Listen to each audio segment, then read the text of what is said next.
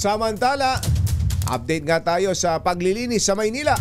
RH29, Boy Gonzales. Come in, Boy!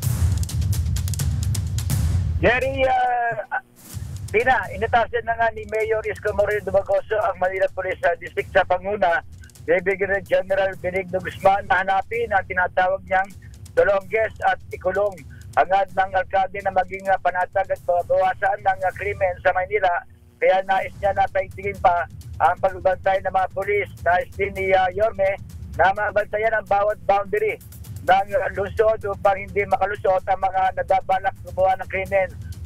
Mismong si Yorme ay umiikot para makita ang ginawa ng NPD sa pagbantay, partikular ang inilatag na checkpoint sa lungsod. Ipinagutos naman si General Guzman sa lahat ng tauhan nito na manatiling alerto at yaking makakaresponde agad sakali may mga kailangan ng tulong anumang oras.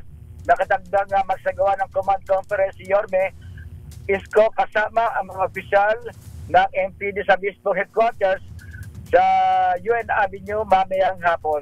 Samantala ka, Jerry, pinakita ko yung mga larawan ng Bloomington Market na dati-rate ay punong-puno ng mga tambak na basura ang area ng Divisoria na ngayon ay pangalawang araw ni Yorme ay nanatiling malinis ang naturang lugar.